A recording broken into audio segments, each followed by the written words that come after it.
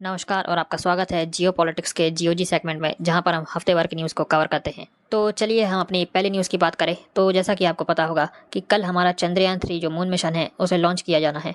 ना इसके लॉन्च से पहले जो इस मिशन के जो साइंटिस्ट हैं वो आंध्र प्रदेश के तिरुपति वेंकटाचलपति टेम्पल को विजिट किए अपने चंद्रयान-3 मिनिएचर मॉडल के साथ, और साथ ही साथ प्रेयर्स भी ऑफर किए इस मिशन के सक्सेस को लेकर। और इससे पहले हमारा जो प्रीवियस मिशन था चंद्रयान-2, आपको याद होगा उसका लैंडर और रोवर मून की सरफेस पर क्रैश हो गया था अनफॉर्चुनेटली।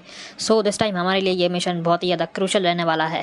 और बाय द वे, आप इस मिशन के लिए कितने एक्साइटेड हो आप कमेंट में लिखकर बता सकते हैं। तो चलिए आगे बढ़ते हैं और हम लोग बात करने वाले हैं पाकिस्तान के एक फैमिली की, जिनके की 9 मेंबर्स हैं, एक कपल और 7 बच्चे। इस फैमिली ने एक इंटरेस्टिंग वर्ल्ड रिकॉर्ड बनाया है। बेसिकली इसके जो मोस्टली मेंबर्स हैं उनकी डेट ऑफ बर्थ सेम है।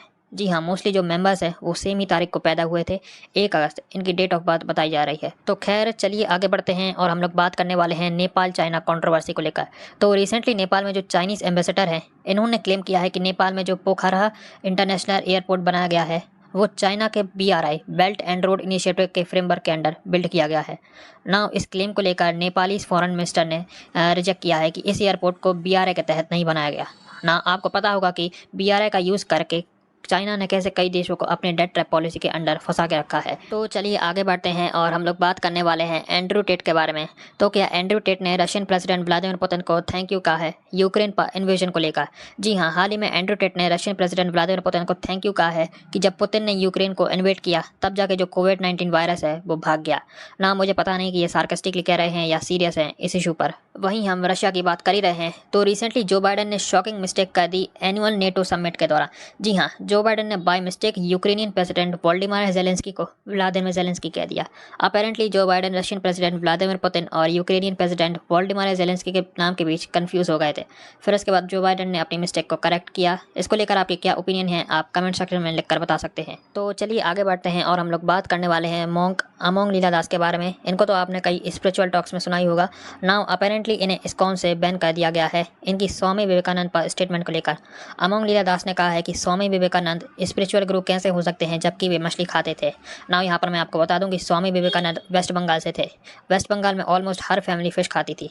नाउ इस स्टेटमेंट को लेकर अब इनको बैन कर दिया गया है इस्कॉन से। सो इसको लेकर आपके क्या ओपिनियन है, क्या इन्हें बैन करना सही है या गलत, आप कमेंट सेक्शन में बता सकते हैं। तो चलिए आगे बढ़ते हैं और हम लोग बात करने वाले हैं पाकिस्तान में आर्मी बेस पर अटैक की। तो रिसेंटली बलूचिस्तान में कुछ लोगों ने एक आर्मी बेस पर अटैक कर दिया जिसमें कि 7 लोग मारे गए। और शॉकिंग बात तो ये है कि जिन लोगों ने अटैक किया उनके पास नेटो वेपन्स हैं। नेटो आपको बता दूं अमेरिका और यूरोपियन देशों का संगठन है ना। इनके पास ये बलूचिस्तान में वेपन्स कहाँ से पहुंच गए फ्रैंकली बोलो मुझे पता नहीं। ये कंट्री अपने आप में मुझे सरप्राइज देता रहता है कई बार। पाकिस्तान की बात हो ही रही है तो रिसेंटली IMF ने $3 बिलियन का बिल आउट पाकिस्तान के लिए अप्रूव कर दिया है।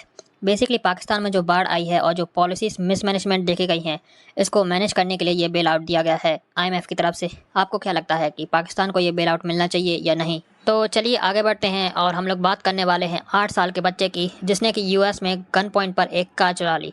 जी हाँ, US में लिटरली 8 साल के बच्चे ने बंदूक की दम पर एक बंदे से कार चुरा ली और अपेरेंटली इस बच्चे को अरेस्ट कर लिया गया है रॉबरी के चार्जेस में। तो खैर अगर आप चैनल पर नए हो तो प्लीज़ चैनल को सब्सक्राइब कर लेना ताकि आपको आगे भी ऐसा ही कंटेंट देखने को मिले। Thanks for watching.